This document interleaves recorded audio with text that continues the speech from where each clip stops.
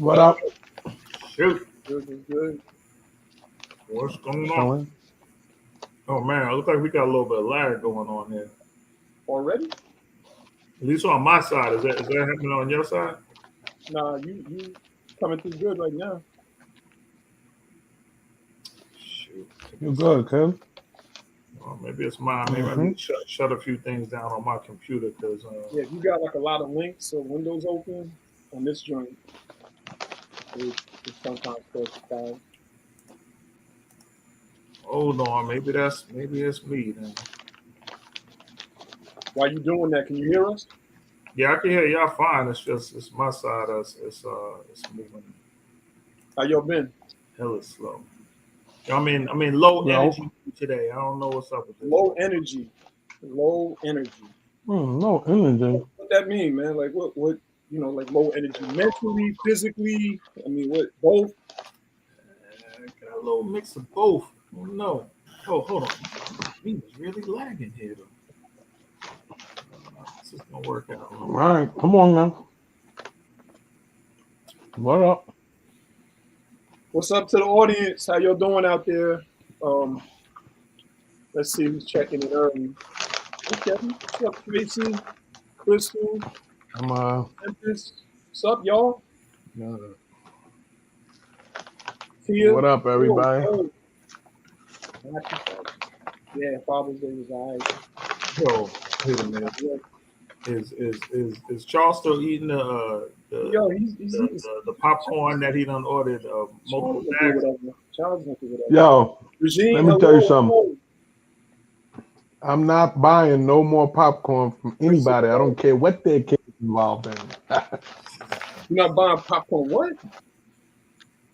I said I'm not buying no more popcorn this year. I don't care what nobody's kid is involved in, man. I ain't spent about $400 on popcorn supporting everybody, man.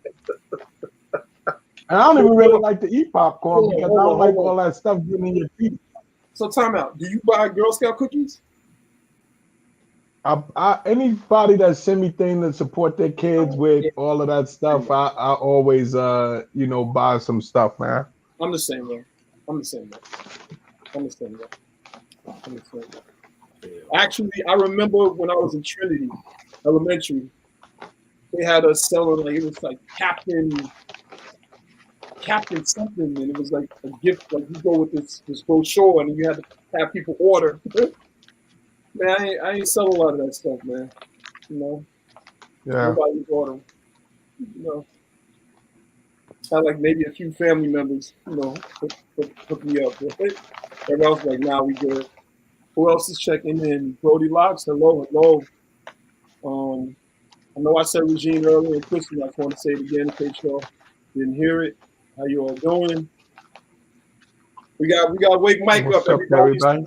If you in the chat already, can you just put like a wake up Mike in the chat so we know you there. So we get Mike Ant over here. We're gonna do it like the DJ. Shout out Mike P over here. So shout out Mike P. Let's shout him out over here. Let's get his energy up. Woo! Let's go. Let's go. My computer is moving the same way. It looked like stop motion cartoon right now, man. I don't know what's going on. Look. They said, wake up, Mike. Wake up, Mike. Wake up, Mike. Don't blame it on your computer. Go on, Mike, listen. Like I said, man, for real, if you need to... Wake up, Mike. Yo, Mike, what music you listen to, Mike? You remember that song Run DMC? Which one? Called Wake Up?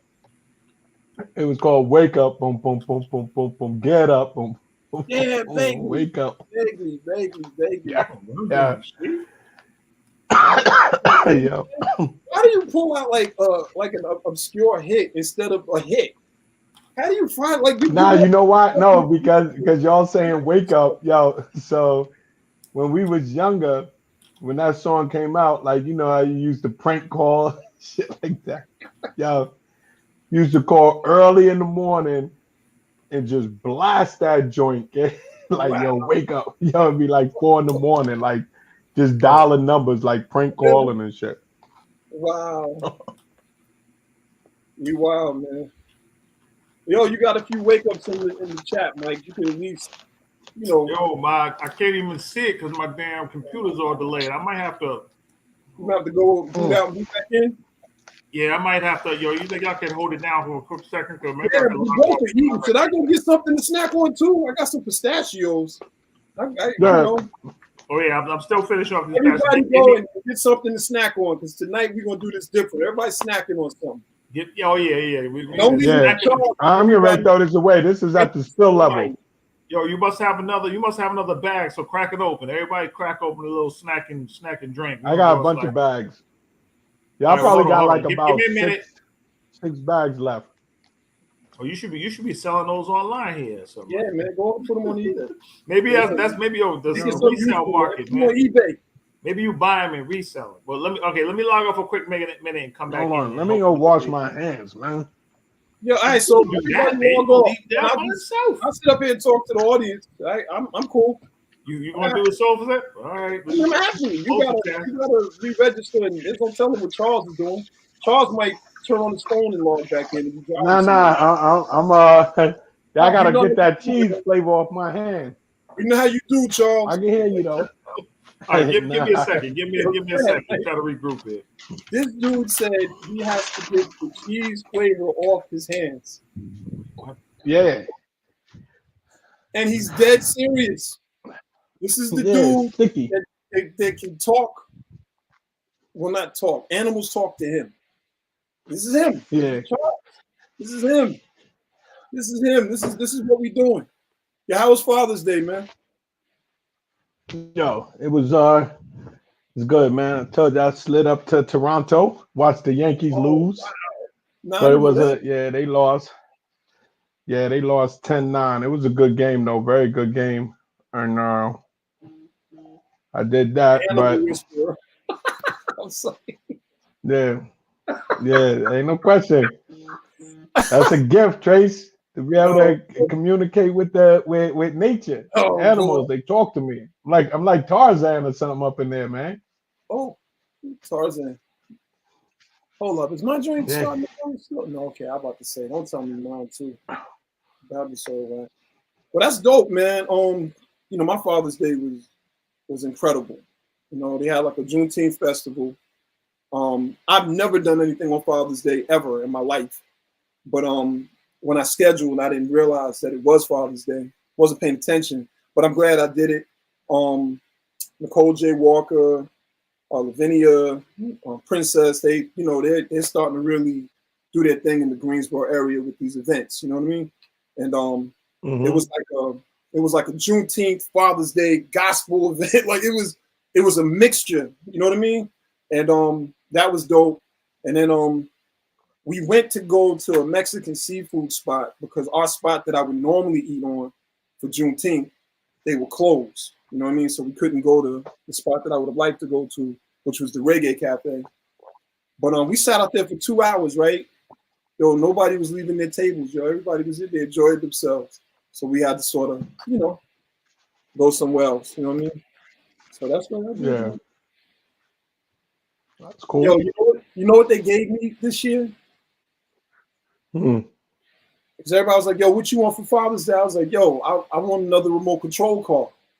So in the back of my mind, I'm like, I'm going to end up paying for my car. You know what I mean? But wait, Mexican seafood?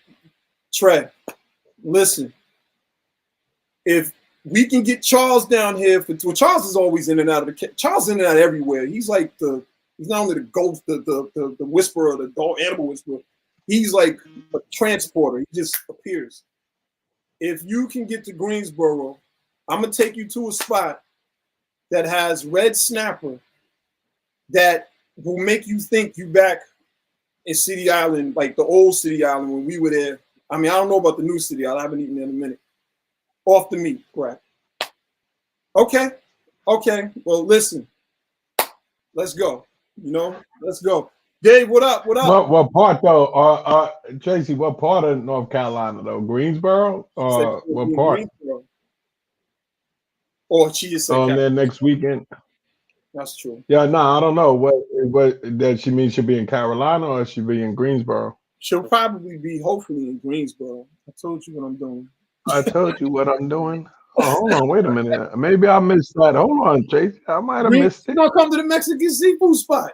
Matter of fact, yo, anybody that's Oh. listening should come to the Mexican seafood spot.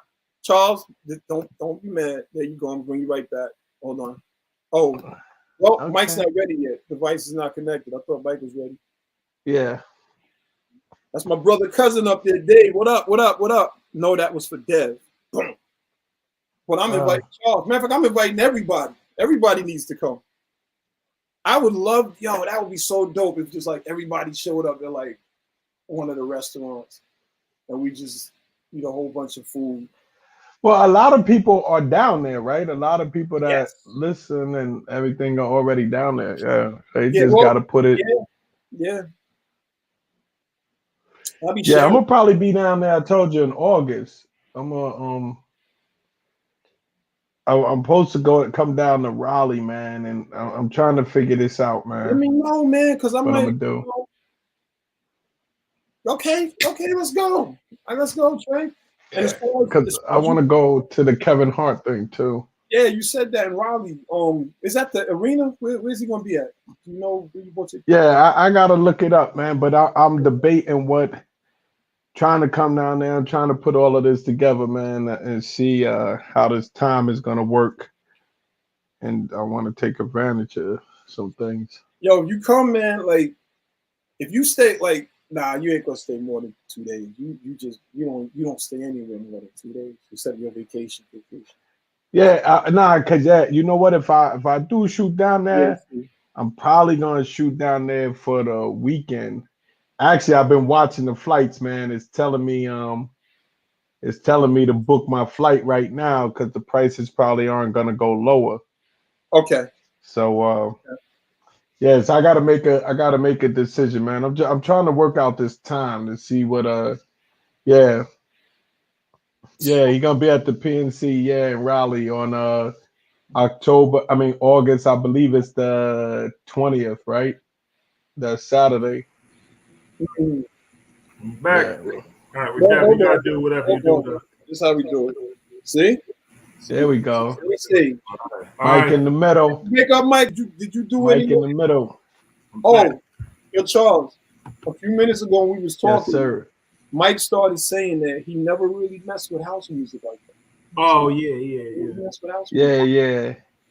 I don't know. Yeah, because you know, Tracy Radio, my yo, I know. I think I know. But you know, when that house music started becoming popular, the whole dress code and everything changed in the clubs, man. Where couldn't no longer wear the sneakers. That became like where it became like you had to have shoes on and this and like the whole everything with that changed a little bit, man. Yeah. Yo, let me tell you this. At no time during the house, what do you call it, era, was I feeling any house music. Yo, I just none of it. Like, you know what? I'm gonna ask you one question. Yeah. Did you ever once go to one of the house clubs? Ever once just walk inside? I mean, a house party, but not like house. No, I didn't say a house party. A house like one of the clubs. Not specifically a house music party, but there was always like any club or house party. Like when they went into the house music, I was like, nah, you don't know, man. It ain't even your fault. If you never went into the club, I can't even have. It went from like break dancing to like everything. It was like doom doom doom doom doom, and dudes were spinning like doing all that stuff. Great. For love. Like it's like it was like something different. But you don't remember the Jungle Brothers when they had that little that house hip hop and all of that? All right. That was a little different. Like house. It was house music. It was no different. That was house music. That was house music. One song. I'll give a pass on that one song. No, you don't give a pass. We giving you a pass for not coming into the club and vibing out. You the one get the pass. You get the pass. I couldn't understand how you go from like break dancing and go-go music was always present, and we just didn't understand it. That's what we was listening to. Nah, that was like DC go-go and all that. Salt and Pepper was killing us with go-go music. We didn't know. A lot of those go-go music. Yup. House I music. used to go down to DC a lot in like 87, 88, man. So that's when I really got more familiar with it because I used to go down there a lot. Probably every month I would go down to DC. 87, 88. My last year of high school, man, I spent a lot of time down in DC. But you was there, man. You was there when it was Mhm. Murder DC. That was Murder DC. You said Yeah. 86, 87? Wait. Yeah, 87, 88. Yeah, it was Oh, hold up. yeah, but I mean I was down there chilling. I For wasn't once I agree with Mike. She agrees with you about not listening to house music, and too bad for y'all. That But she that's all I said can for say. once, like she emphasized. yeah. Like she normally don't agree with you or something. Yeah, because Tracy be on your side, man. Whatever. That's all right. So Yeah. why did they hit Oh, me? Tracy, you heard that? Yeah, Tracy. Oh, that No, Mike said you be on my side. That's crazy. I feel a way about it, but I'll be okay. I'm gonna get over it. So, You feel Mike said Tracy be on Charles' side. Wow. oh, That's and wait a crazy. minute. I ain't gonna say. Well, no, Say it. no. It's live. We Well, live. don't mess it up, Mike. Hold No, on, Mike. Tread no, lightly. Tracy. Tread All lightly. right, nah, I'm gonna put Tracy on the spot. Okay, last Hey, time I Mike. saw Tracy up here. Well, it wasn't for a good occasion, but But anyway, I was like, hey, Tracy, what's up? We talking, catching everything. And I was like, I guess she was here like the weekend. When I was like, hey, we all grab lunch or whatever else. I ain't hear nothing from Tracy. Ooh. Ooh. Ooh. Yeah, Charles? I'll leave that out there. I guess Charles needed to send the text with you, and maybe. I ain't even know. Well, shoot, Mike knew more than me. I Wait, ain't knew even what? know. Right? That's the truth. Yeah. Hold on, Wait, what you doing? I gotta connect a different pair. Oh, I wasn't Yeah, I don't think you were here. that was in January, right? Yeah, that's Tracy's right. That was around Oh, Hold on. Mom's funeral. Yeah. Let me reconnect different headphones.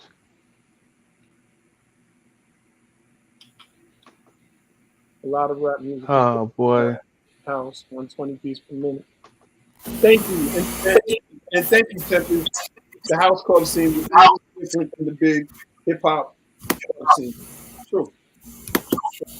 Yeah, we went to rap Really like different? 120 beats a minute. That was very. Yeah. Yo, all right, I got a funny short thing. I got a funny short. Well, not that. I got a question for you afterwards. So I got to find out something about you in this house thing, Mike. All right, so I'm knowing a lot of times, like, when I was, all right, this is a quick story, but I know when I was younger, I used to get like stomach pain. So anytime my family jokes on me, because anytime I ran out the house, I always grab some food or something, or a drink or something, like, because I always wanted something with me. I don't know what it was, but even now, some days, everybody does it, but I do it. But I ran out the house the other week. It wasn't nothing like, I didn't have a bottle or nothing really. So my wife she had some bottles in the fridge, and I thought they were just salsa. I don't even like salsa anyway. But I ran out the house, and I was just like, I had one or whatever. I grabbed it, and then she got in the car. So I didn't drink, and it was in the car. She's like, "Why you got this in the car?" Like, and I was like, "I ran out the house. It was thirsty. I needed something. It wasn't no like drink there. I don't like it was carbonated, but I don't normally drink it. But whatever it was, I was just drinking something. But then she was like, "Yo, that got liquor in it." It's like, what are these things? This is like hard. Oh, so you addicted to him now? Huh? But you addicted to him now? Wait, I mean, evidently I didn't know. So I'm looking at William. I said, No, but you didn't hear his question, Nick. You said evidently. I don't think you heard what he asked you. Oh, what did he say? What did he say? He asked you, "Are you addicted to I them?" said, are you addicted to him now? Oh, nah, but I didn't even notice it. Like I didn't even notice, but it got alcohol in it, and I'm jumping into the car like got it with me in the car. And I'm like, she's like, what you got this in the car? Yeah, open container. Getting ready to get pulled over with an open container.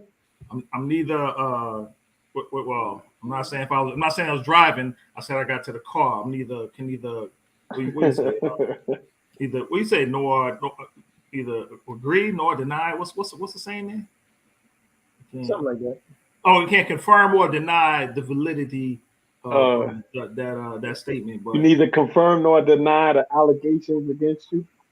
yeah, but something like that. Anyway, that's my story.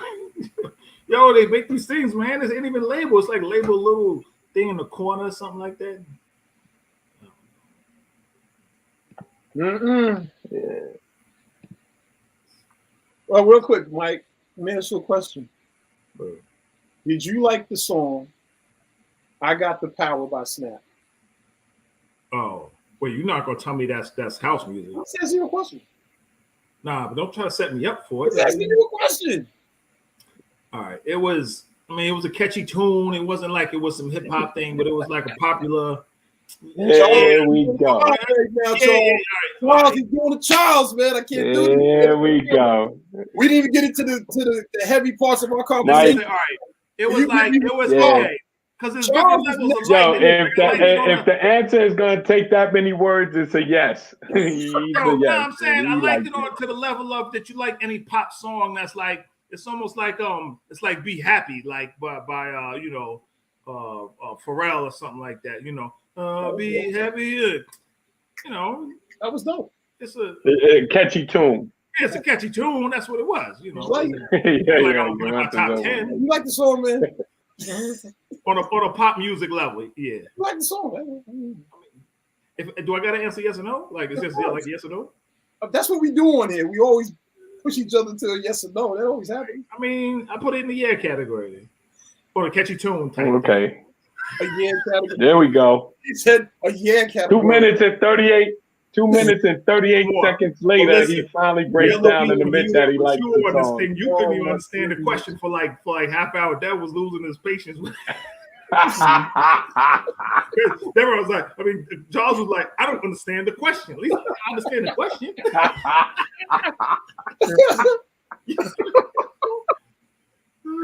Yo, what are you talking about?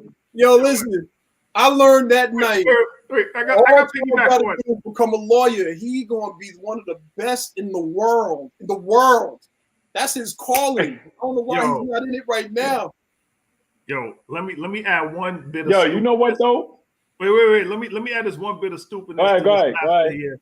So, because I just had a quick flashback, and we was laughing the other week when you was talking to the damn goat, and then we was having a conversation like, yo, you was convinced that you could talk to a goat, and I was like, yo, the difference is you think you can talk goat. It's not like you just talking to a dog. You like, and I said how I talked to my sisters and my niece and them nephew's dog. You was like, yo, I'm not talking to him in dog language. I'm talking like, I'm like, hey, come here, like, whatever. So I posted some pictures on Facebook, like where I was hanging out this spot, this place called Pimp. I don't want to tell everybody because it's a nice little cool. It's Piermont, south in Jersey, whatever. But anyway, it was like it's this dope little scenic spot and everything. But there's some ducks walking out there. Was this duck walking around? He walked up extra close and stuff like that. And I was like, he was walking around quacking. I was like, quack, quack. I was like, what the hell am I doing? Yo, did he respond? I was like, he quacked. Did he respond? Look, he quacked, but I'm not going to take it upon myself to think he was talking to me. He said he quacked. Hold on. Did you quack? I definitely quacked, yes. You quacked. Yeah. And after you quacked, did the duck quack back? At some point, the duck quacked. Was he looking at you when he quacked? I can't look. The eyes is on the side of their heads, basically. I can't tell if he's looking at me, man. I know he was. That's what I'm trying to tell you. The duck quacked back because you quacked at him. He was communicating with you. How you know he didn't understand what your quack meant?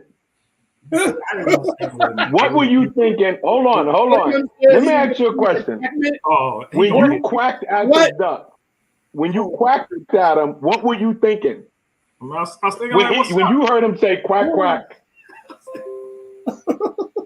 When he said quack, quack. So what was in your mind? What was in your mind when you quacked back? I feel bad. I was thinking, I'm surprised you it's like within 10 feet of me. He didn't seem to be going nowhere. There's a little puddle. He was swishing around a little bit. Like it wasn't even there was a big, Hudson River. But he was So chilling. was your quack was asking him why was he that close, Nah, or was your quack just saying like, yo, what's up? No. It was just like, what's up?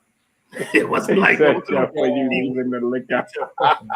Oh, I done heard it He all. said, he said, when you leaving the liquor house? Oh, You got all your ducks in a row. Tim, put all your ducks in a row for you, Mike. Oh shoot! I didn't oh see my that. goodness. Yo, but it was definitely That's what I'm trying to tell you, man. The animals communicate with you, man. Yo, He's trying to. That's why he quacked back. He was trying to understand what your quack meant. Because you know what? Look. Yo, you know they have dialogue. in Charles's face when he's saying it, like, yo, he's saying this and he means Oh no, but look, you know how they say that birds and different animals communicate. So, you know. No, look, you know how they say animals have different vibrations, like different pitches, different sounds when they communicate. Right. So it's possible your quack registered that it was quacking. But he didn't understand your quack because it may not have been the right pitch or the right length of the quack, like a long quack versus a short quack, a high quack versus a deep quack. So he may not have understood you. Yo, Charles done thought about this before. He done thought about this in detail. Man. Yo, But that's my daughter just asked me. She said, yeah. My daughter just asked me. She said, "Yo, are you talking about quacking?"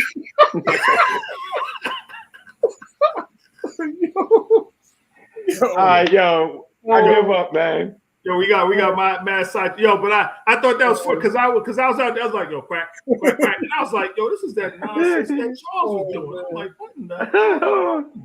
Not the duck goose. Where that go? Hold up. Let me find out. Who keeps taking it down? You keep like now the intense game of duck goose later. Oh my goodness. Probably did. We gotta get on a serious topic after all. I don't even, yo, this that was funny in my head, man.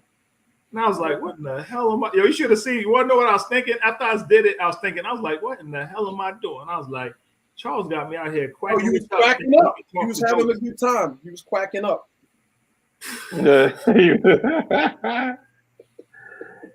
Oh shoot! Somebody said, look what Dave Cruz. Stop smoking. Smoking that quack. Stood smoking. He meant the one. Yo, that's quacked out. You quacked was quacked out. Quack. Remix.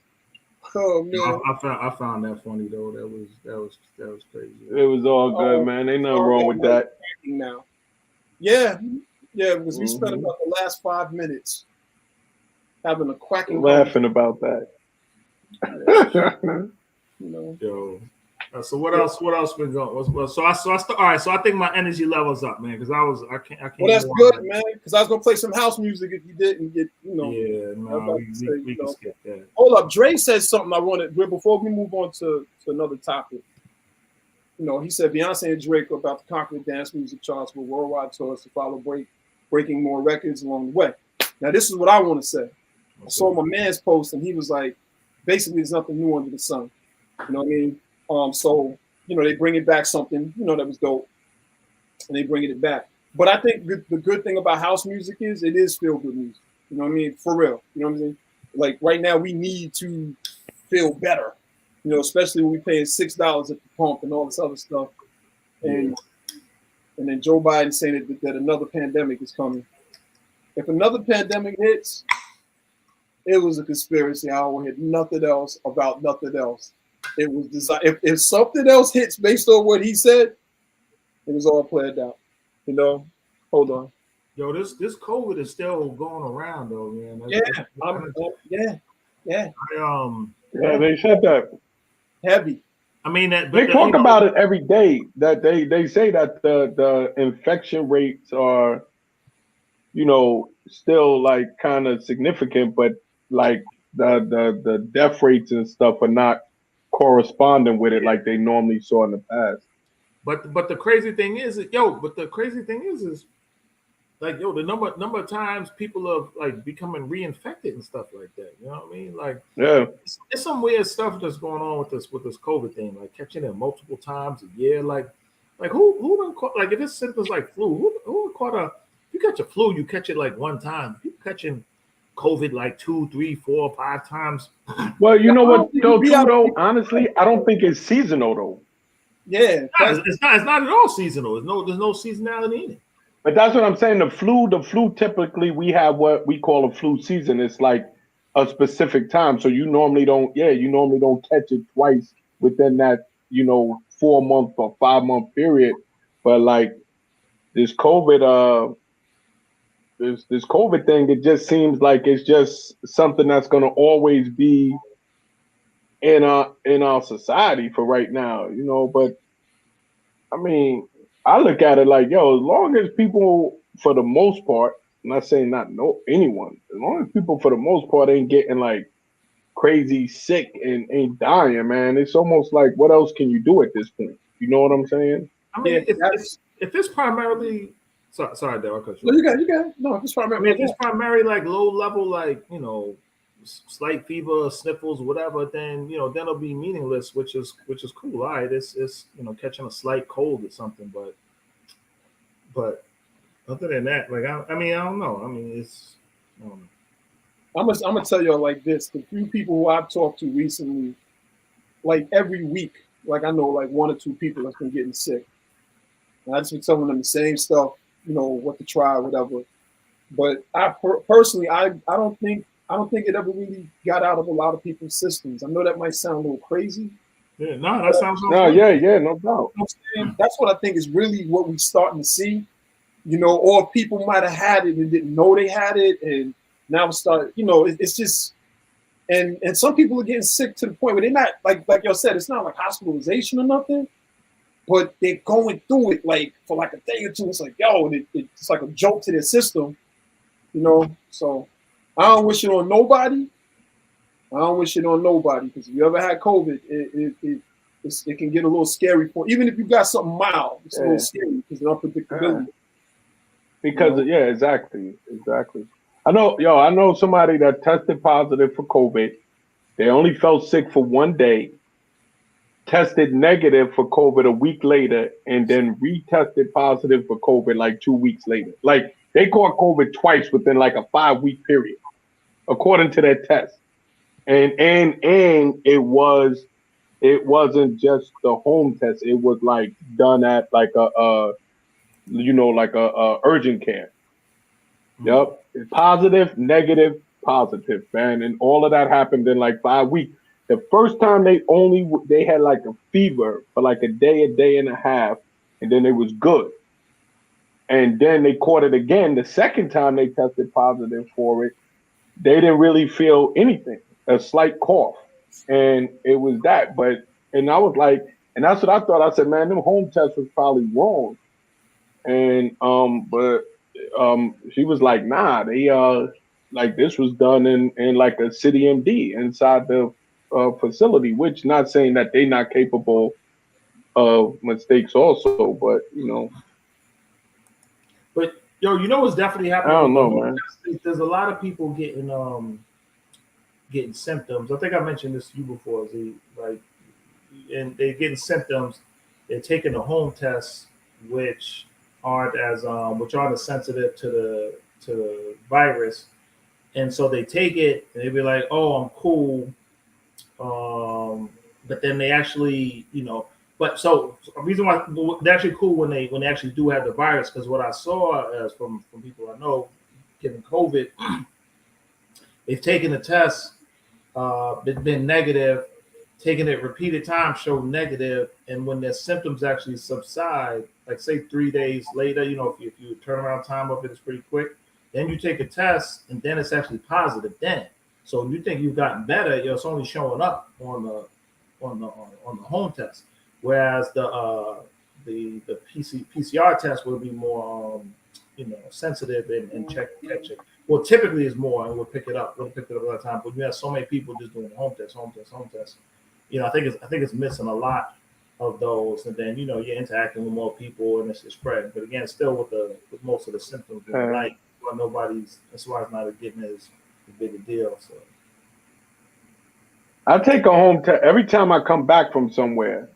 I take a test, but and then in crowded, depending like some crowded spaces, I still do wear my mask, but honestly, sometimes, honestly, I probably only wear my mask down now unless like I'll still wear it on the airplane, even though they say they got the best ventilation system. I wear it on the airplane. I don't always wear it like when I go into the stores and stuff no more, but I'll still mess with it on the airplane though.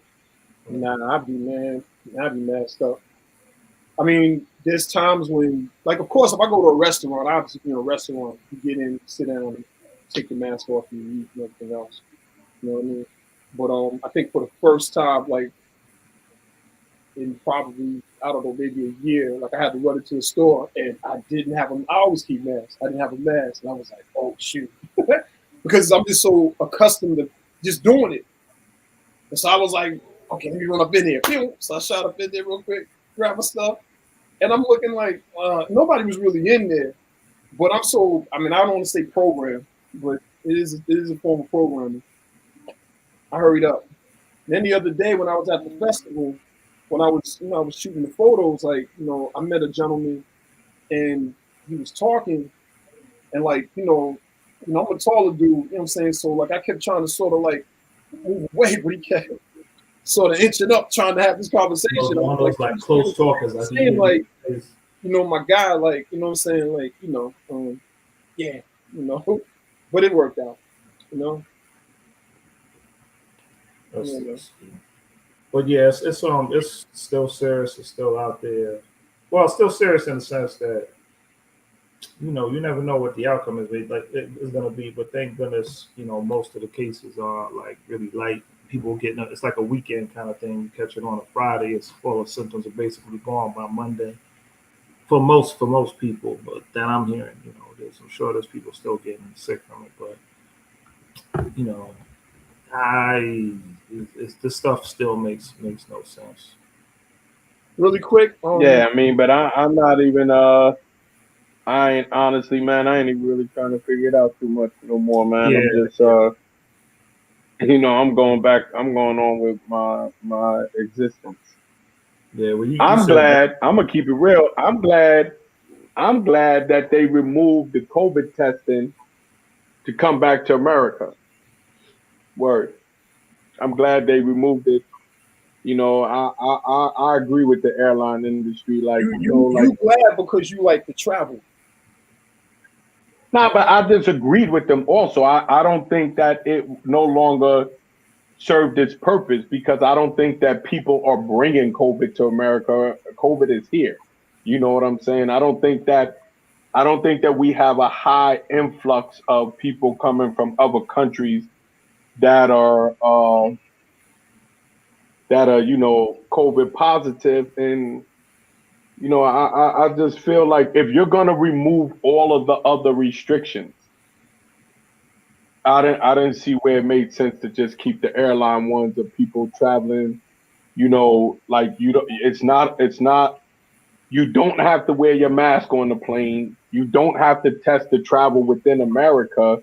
What's up, and can't no more country be more high risk than America? Who you got the highest COVID rate cases in the world almost, basically. So who's more high risk than you? You know what though? But again, though, but again, to me, you know what I'm saying? Why is that? Why is what? You said in America we still have the highest cases in the world, something like that? I said, yeah, I don't know on a daily average if America still leads, but I'm saying in total numbers, we was like leading the world. But I think our spread had more to do with, the original ones they said, before they shut it down, it came from different places because Americans are like, the most traveled you know, the American and the British got like free reign to walk the globe, basically. You know what I'm saying? I thought they said it With came. I like, thought they said it came from a Jewish man in New Rochelle. well, yeah, but he had traveled. No, but they said they couldn't detect travel from him. But when they first started seeing it in Seattle, it was from traveling. And then I had watched this thing where they broke down the different strands. Huh? No, I'm saying that was like 3 days later when they started saying Seattle and then here. And then it was like every 3 days they were reporting, or every 2 to 3 days they were reporting another place. Yeah, but I'm saying they saying they first detected it out on the West Coast. They first detected it out on the West Coast, and then the dude from New Rochelle, the Jewish dude that went to the synagogue, was supposed to be, you know, what started it all here. But what I'm saying is, who knows with that because traveling was still open at the time. You know what I'm saying? So the potential from where it came from, whatever, is cool. But once you shut the borders down for so long, like, you got to figure, you had the borders totally shut down. Then you had the test for COVID, you know, within 3 days.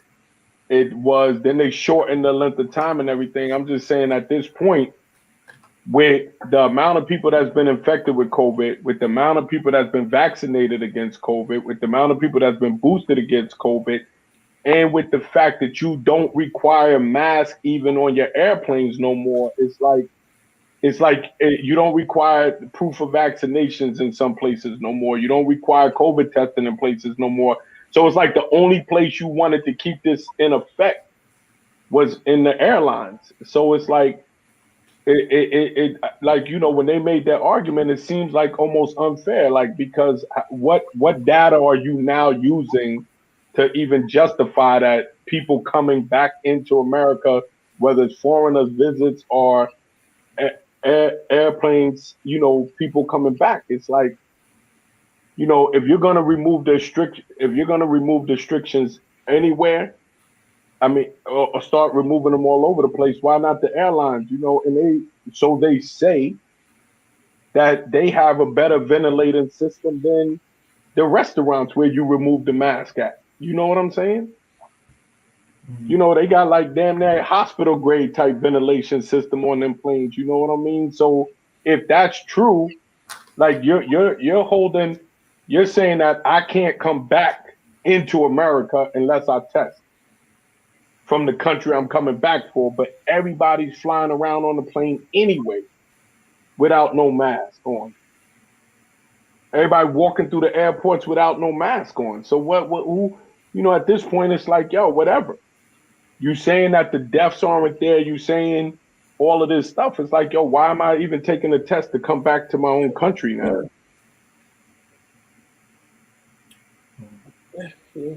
When now, like, why are you gonna leave? And so say I tested when I went to Colombia. Say I tested positive, so you're not gonna let me come home because I got COVID.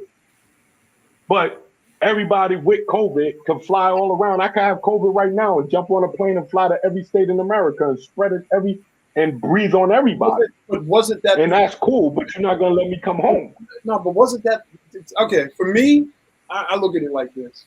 Originally, they were trying to hypothetically stop the spread of COVID. But we all know what it is.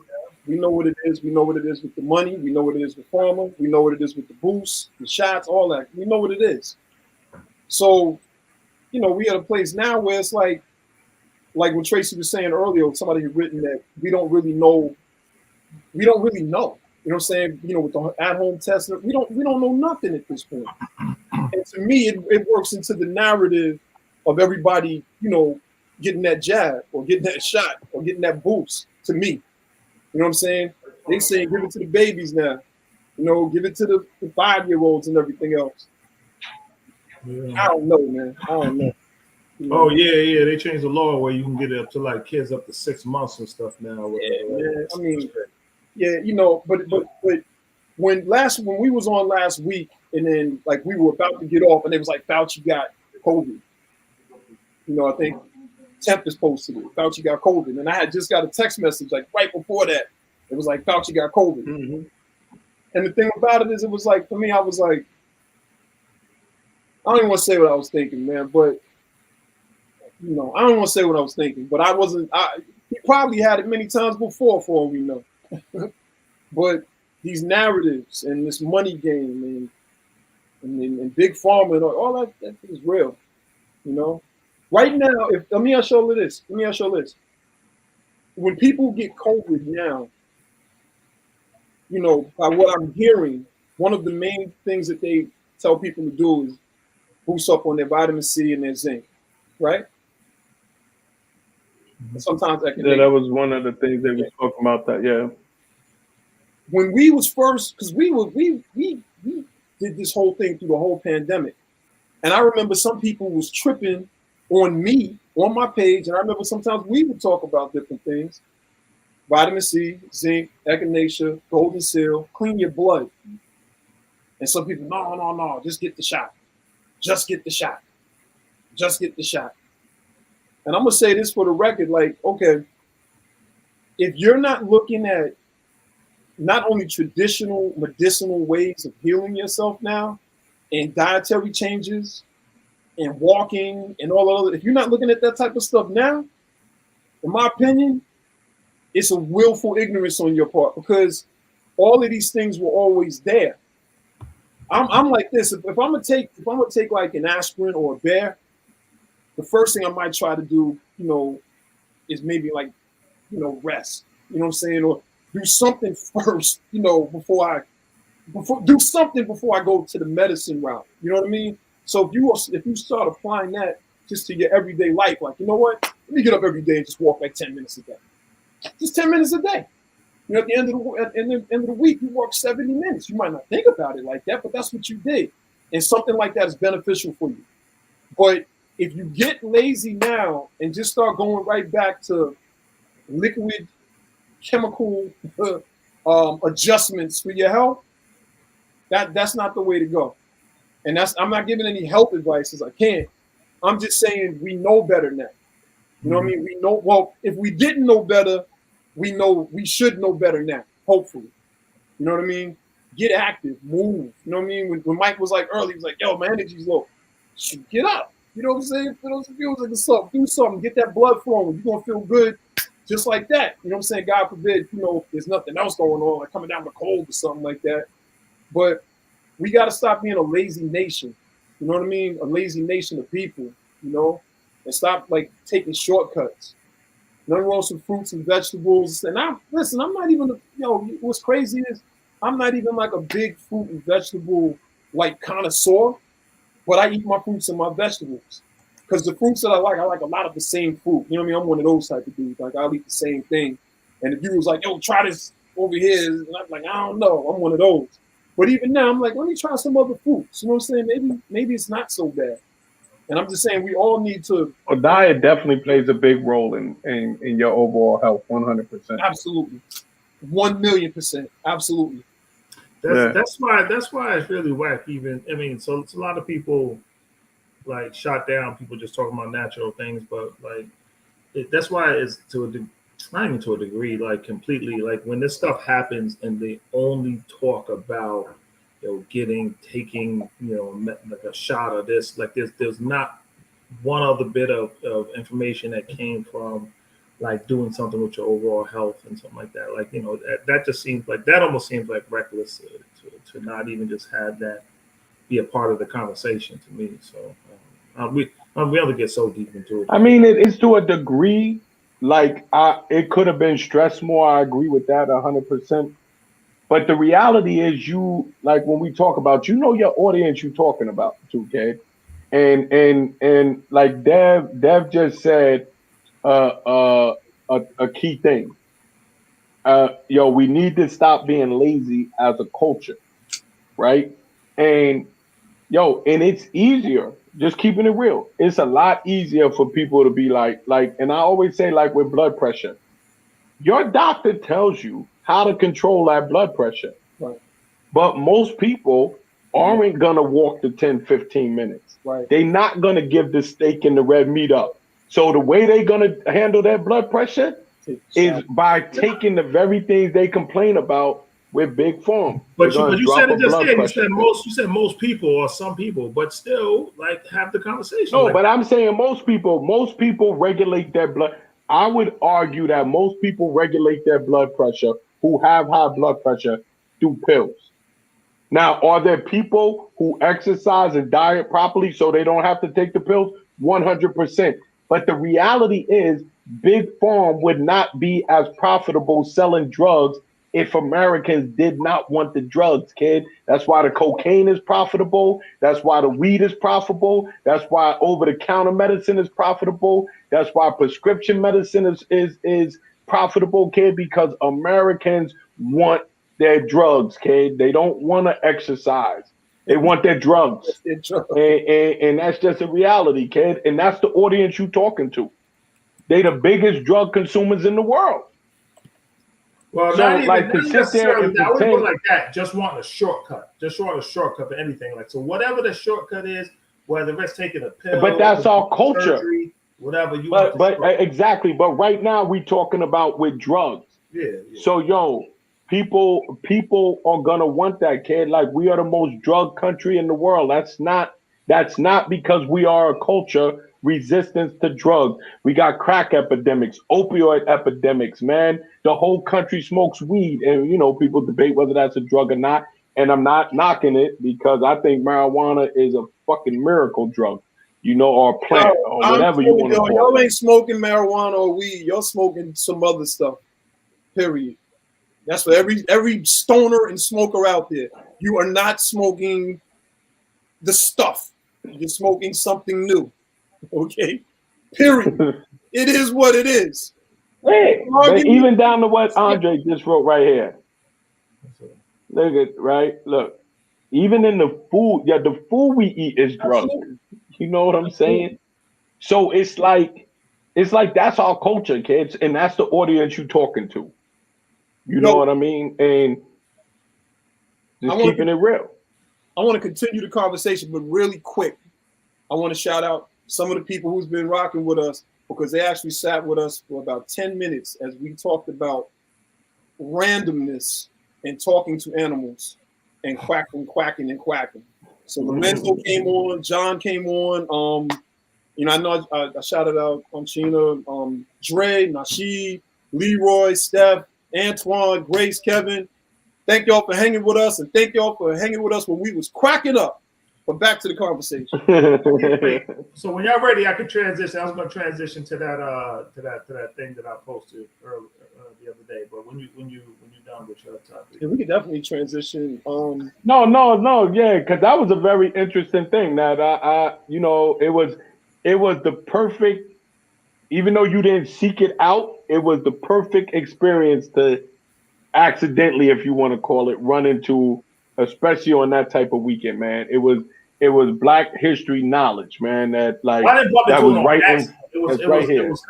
It wasn't like accidental. It was we went there intentionally. So can you give everybody, like, nobody knows what y'all talking about. So y'all just did yes, and had one of our first conversations, and they like, what are they talking about? Yeah, I know. We done went from ducks to weed to damn. What are they saying? Whack the ducks. De La Soul. You're not smoking weed, and just because you listen to house music, it doesn't make you hippies. It might though. It might. All right, now, but before you go, let me ask you a question, Mike. Okay. Yes or no, Mike? Because I gotta do this because I know you now. You got the Charles feel tonight, and you was loving it a minute ago. So I gotta bring you halfway so we can make this a 1 minute answer instead of 2.5 minutes. Because Charles not gonna let you outdo him. Okay, it's not gonna happen. Okay. Yes or no, Mike? Did you like De La Soul when they first came out? Oh, De La Soul, that's a definite. So why are you talking about hippies? I mean, why are you talking about house music, huh? Nah, but De La Soul didn't come out as like, yo, we house music. No, they actually said we're not hippies. But the point I'm making is that's what people were trying to say. And for Tracy talking about house music, hippies, listen, I can tell who's never been to a house club just by those statements.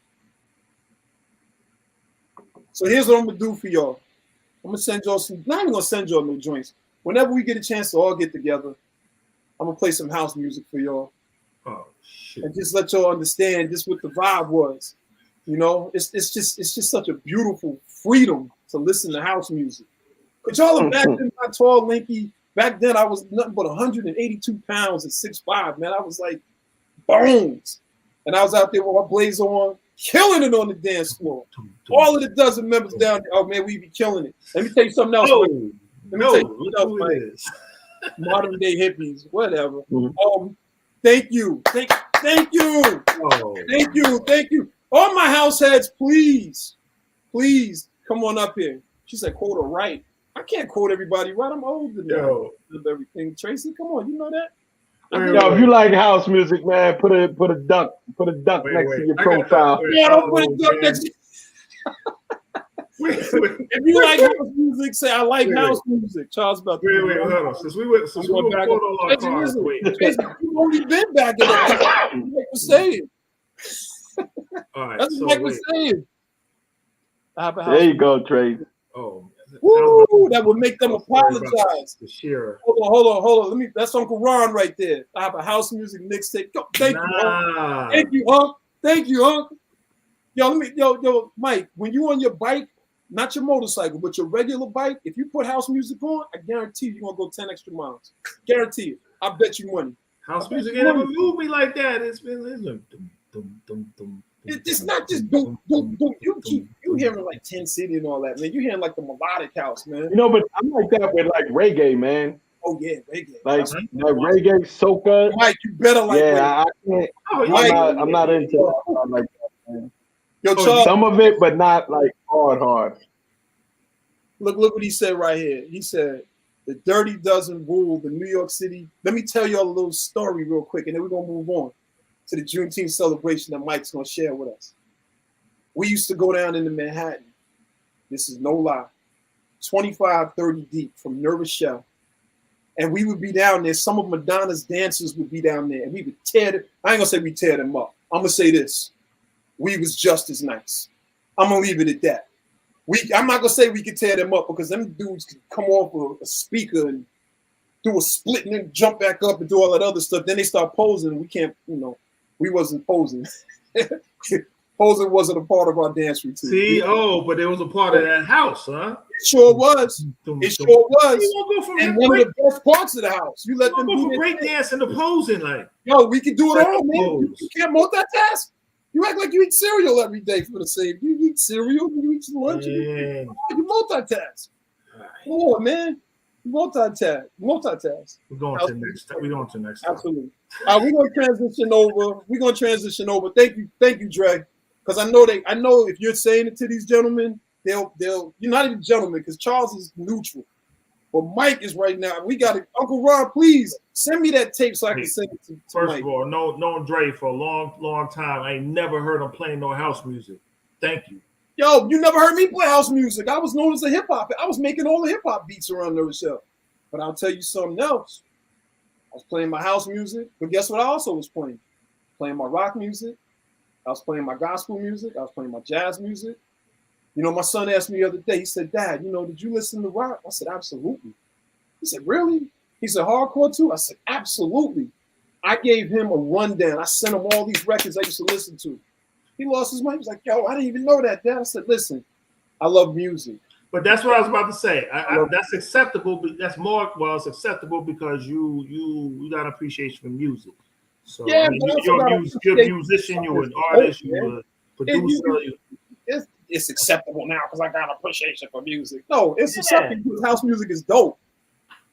You know what, Mike? We wasn't hanging out back then, but if you would have came with the dozen one time down to the city, you would have been like everybody else that used to rock with us. Because people were like, yo, why are they going to the city so much to go clubbing? We used to go Fridays and Saturdays twice a month, and Fridays or Saturday once a month. We were there all the time. And then we had dudes straight from the hood. This is no lie. We had brothers coming off the block, and we tell them like, yo, we're gonna be on the 9:30 or the 10:30 train, but you either gotta wear a blazer or a button up. You gotta have some shoes on. They're not gonna let you in the club. And we have brothers that would have their hat to the back, maybe moving red tops. Sometimes jumping on those trains, coming down there and losing their minds once they got to the culture. the house music scene. So I'm gonna stop going so hard for it. But Uncle Ron gonna send you a mixtape, man. I'm gonna make me like Real passionate about Charles is passionate about the goats, and Dev, we see his passion to house music. But you're passionate about the quack, quack, quack, quack, quack, quack. Okay, so we all passionate about something. It's my transition. You know? So last week, I think Charles asked, I don't know if you knew it, Dev, it says, what are you doing for Juneteenth? How are you gonna celebrate Juneteenth? And I know Z had planned to go upstate to check out Harriet Tubman's. Yeah, Harriet Tubman home And a few other things, whatever. Buffalo for that, Harriet Tubman? Huh? Where's Harriet Tubman's house in Buffalo? No, it's in Auburn, New York. Auburn. Yeah, Auburn. That's right. So, There, I think you did some stuff as well. I'm not sure. Maybe you can chime in. Yeah, I did. I'll chime in later. So I didn't know at the time, but what I part of the plans that I did wind up making was going to this place out in Jersey. It's located. So if anybody wants to know or find out about this, it's located in. What's the name of it?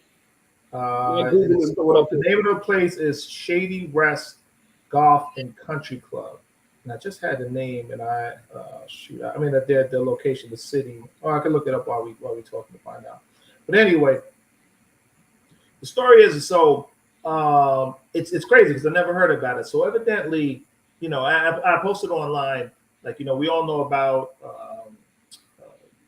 Tiger Woods and history, and most black people, a lot of black people got kind of interested in golfing and stuff, from hearing of his success and following him and everything like that.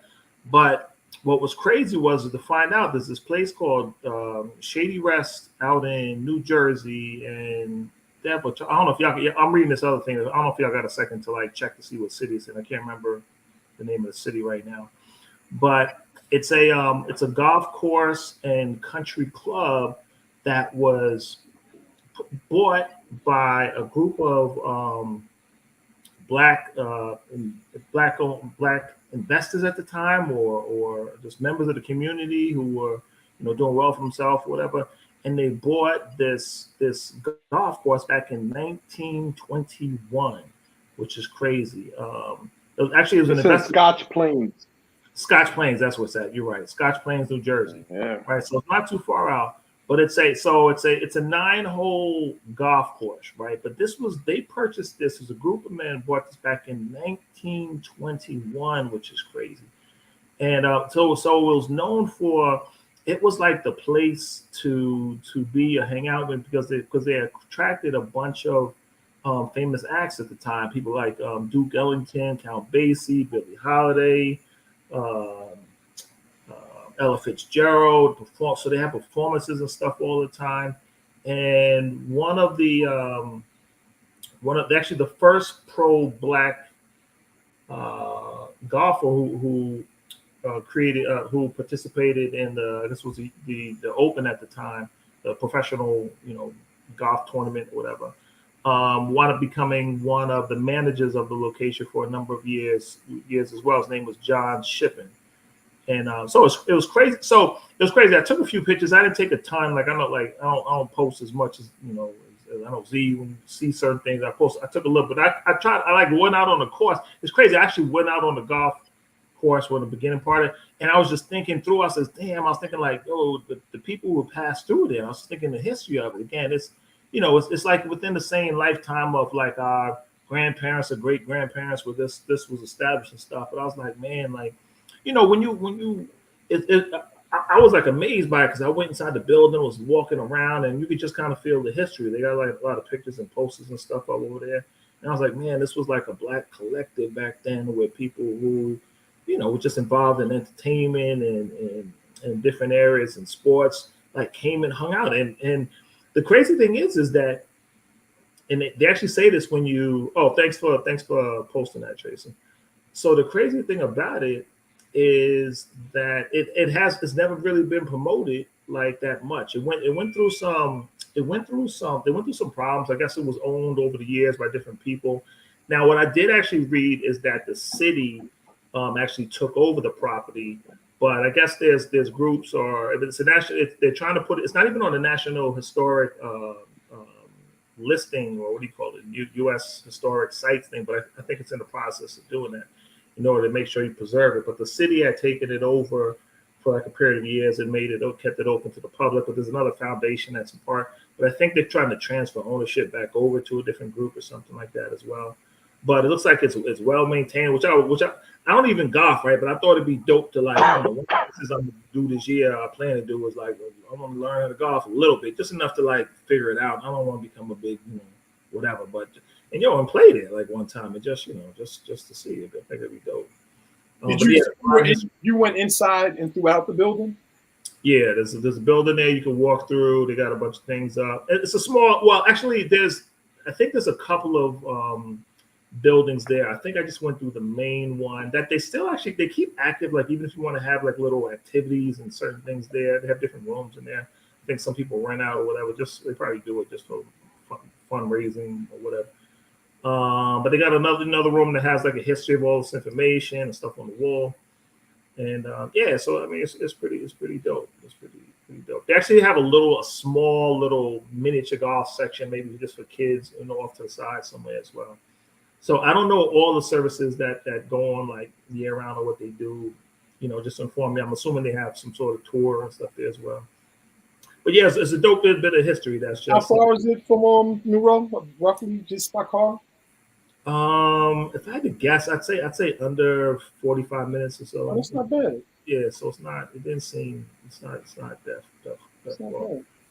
But yeah, it's a dope piece of history to like. Well, if I could ever get you gentlemen, to come to Greensboro, or Raleigh doesn't have the same thing, but Greensboro, they have something like that called the Magnolia House, and the Magnolia House, like James Brown, Ike Tina Turner, Martin Luther King never stayed there, but I think he used to visit there. He used to stay like around the corner at one of the professors' houses from A&T. But again, this house was like a part of the Green Book.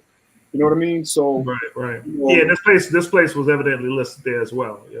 Oh, that's dope. Count Basie, I think his band used to stay there. But Count Basie, something I found out that was crazy. He had his own train car that was converted. He used to stay in his own converted train car. So his band would stay at the Magnolia House. So he would come over there, maybe eat and everything, but then he would go back. He had his own train car. Isn't that gangster? If you think about it, 60, 70 years ago, this dude converted a train car. Yeah. And was doing his thing. I'm always fascinated by that type of history. I'm also like always fascinated by being able to sort of stand in a place where a historic figure or a historic event has taken place. And it doesn't necessarily have to even be just African American history or melanated history. I mean, it could be anything that inspired me when I was a kid, or as a young guy. If I can go and see it, I'm like, oh wow, that's that place, and that. Side note, a week before the Twin Towers got destroyed, I was in New York, and me and Sean Bostic, we were coming out of Brooklyn, and we made a left, so we went around by like the West Side Highway coming up instead of going right up. Was it the one? Yeah. And somehow we ended up pulling off right next to the borough of Manhattan Community College. And so we were sitting there looking at the Twin Towers. And I was like, man, I haven't been in there since I was a kid, man. And I remember going up there. He was like, yeah, I ain't been up there in a long time. So man was like, yo, we need to just come back sometime and, go to the top of the Twin Towers. That was literally like from Monday to Monday type thing. 1 week prior to that. And then they knocked it down. Wow. What was so gangster was I got trapped in New York. I was trying to get back to North Carolina, and I couldn't go back because I'm not saying I couldn't go back. I wasn't willing to go all the way up upstate to try to get over the bridges, but they weren't allowing traffic in and out for a few days. It was like modified how they did it. New York was shut down. It was like, oh. And I remember we went into the city, And then when I saw the rubble pile, and I actually took pictures of it, I think that was the first surreal moment I had as an adult. The true definition of surreal. Like I kept looking like this can't be real. But you knew it was real because you're looking at it, you know what just happened. But it was like I've never seen nothing like that. Did y'all see the debris field down there when it first happened? Yo, I'm gonna tell you what So made the stench in the whole lower half of Manhattan was like you can from like Midtown down. It was like a stench that was like just disgusting. How soon did you go? Because I went. It was within the week. It was within a week. I went within like 3 days, so it wasn't where it got to. So you probably got the full. Because I had to go down there for something, even though all that crazy stuff was going on. But, wow. Yeah, it was crazy. Oh damn! Look, Tracy got jokes. Tracy, we love you. We love you, Tracy. We do. Oh, we got Tico up here. We got Ernest that chimed in. What's going on? So Tico, that's straight to tape. That's my guy. Great guy, comedian. Now, when we talk about house music, I'm bringing it back. Tico was one of the best house dancers and hip hop dancers in NC, and he traveled doing his thing. Tico, early in the show, if you wasn't here, we have somebody up here that does not mess with house music at all. We got 2 people, including Tracy. I'm struggling with this. These are people I love and look up to, and they don't got nothing for struggling. Yeah, we just Ernest, what's good with you? But yeah. What was I gonna say? So I was gonna say, Charles, it was kind of interesting. So back on the same topic, we were talking about the African American spots, whatever. But that's not a spot. Take that back. I thought it was interesting, Charles, when you stopped that and posted to what was I? The memorial that you said about the shooting that was upstate, and there's so many of these things. I can't even remember like where I am at. The one that was at the Tops Mall store or whatever. But I thought it was crazy because again, I haven't looked at the news like a lot lately, but I was all memorial stuff and just what you showed of the location. And I was like, yo, this ain't nothing I seen like on the news or just like showing just in the aftermath. Nah, that video was taken. The video I posted, it was taken in front of the street where the Top supermarket was, with the Buffalo shooting. Yeah, so Buffalo. You can't. Yeah, you couldn't. No, but I'm saying, but I don't even. So that's what I did. The report, like the info that you gave there, like is just interesting, just because, like, again, it's like more. I don't want to say it's depressing stuff, but it's good to know and see. But it was what great. Did he post? I missed it. He just did a short video. A short little video with but I was talking, like commentating it. It was from outside the Top supermarket in Buffalo where the shooting had occurred. And but like sort of what you said, Dev, how like that feeling you get when you just standing there, and it was like, and I had recently went to the George Floyd Memorial, and that's like the same way I felt. I was like, damn, man, it was just like, it's so ordinary, but yet so tragic what happened here. Like, when I was at the George Floyd, I was like, damn, man, like this happened to this dude on this corner, just like, and the whole world found out about it, and it's like Buffalo.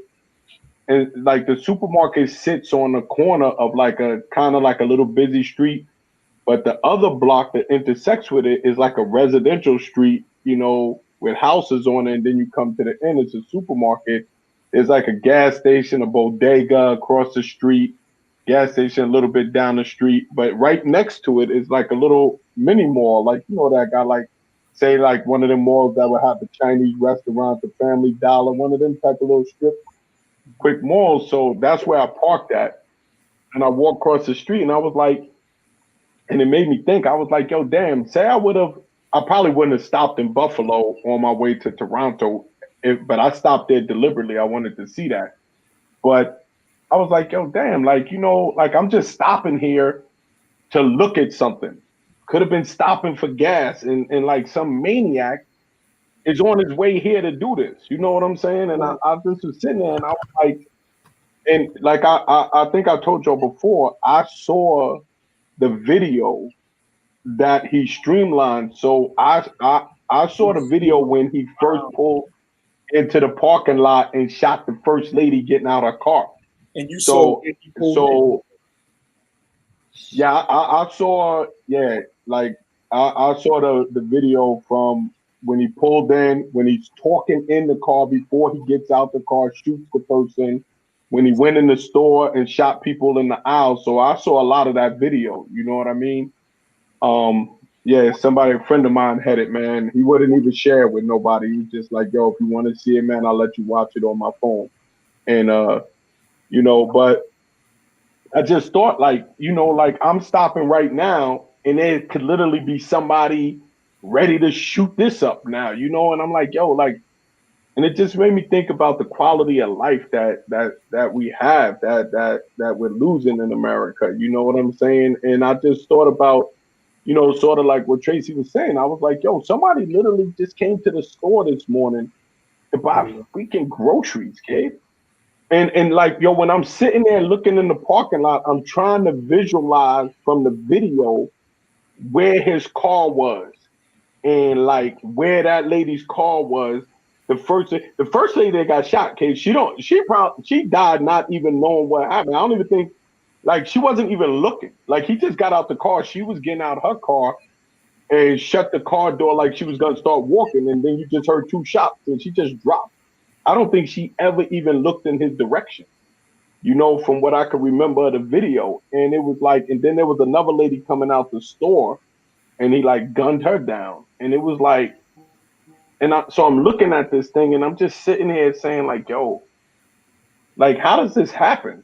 You know what I'm saying? Like, somebody literally pulled their car into a supermarket to get out and go get groceries and lost their life without even seeing their killer, or like have no idea what just happened to them, you know? And it's like, and like you just said, Mike, it's so common and it's so, you know, it's such a regular occurrence. And it just was like, yo, it just makes you all feel all type of way, man. You just feel sad for the events, you feel angry, you know, like, yo, that shit even produces like, yo, man, they start producing hatred in you, you know, like making you feel like in ways that's like not even healthy to be feeling, Ted, you know, and it's just like, yo, because and it's non-reversible. It's like, yo, what did you, and like while I was sitting there, I just kept thinking that in my mind, like, yo, what did you do this for, man? What did you do this to these people for? You know what I'm saying? Like,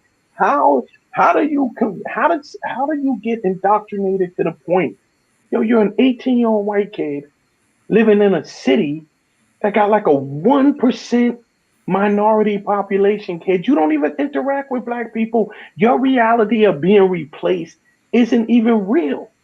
Like, you don't even see that in your home every day. Like, it's not real, man. Your community is not filled with black people.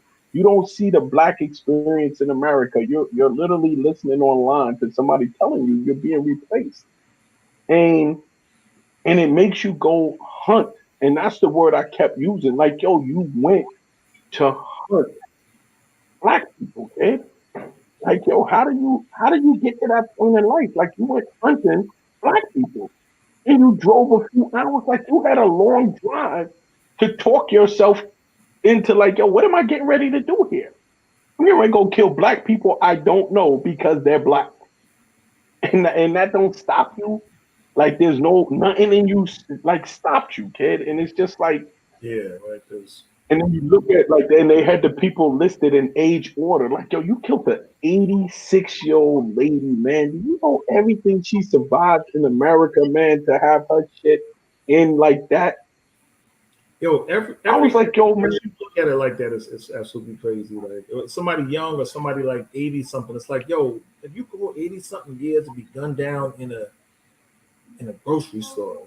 So, yo, but that shows you racism when they tell you. That's why I made that comment when you got a black vice president telling you that America ain't racist. An 86-year-old woman remembers Jim Crow and all of that type of shit, and you telling her racism ain't alive and don't exist in America, and then she's gunned down by an 18-year-old white supremacist. How do you look at an 86-year-old woman that just got gunned down by an 18-year-old white supremacist and look at her and this is why I don't like that Kamala statement as a black woman. The second highest ranking position in America, you couldn't even be honest with us. How do you look at what statement? When she said that she don't think America's a racist country? Yeah, that was Kamala. I couldn't.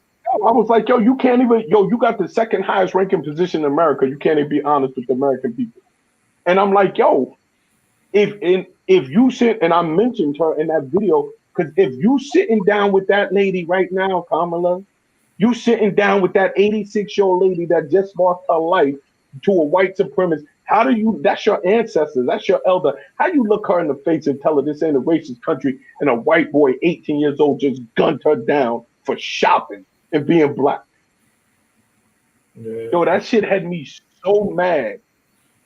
It had me so mad and so upset. Yo, that shit. I was like, I was like, I hope they kill him in prison. I hope that they get to him and kill him. Like, I know the feds are gonna give him the death penalty. He got that coming. But I wish they would kill him. Like, don't even let him get to the death penalty. It's because crazy. What he did, that shit was so wrong, kid. Like, it was so wrong, kid. Yo, you know what was crazy, Charles? Even before you said that statement, and I normally don't show my notes, I wrote Dahmer down real quick. I wrote Dahmer.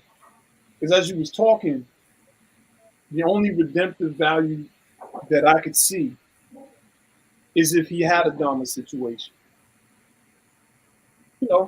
Dahmer decided to, serial kill and eat primarily black men.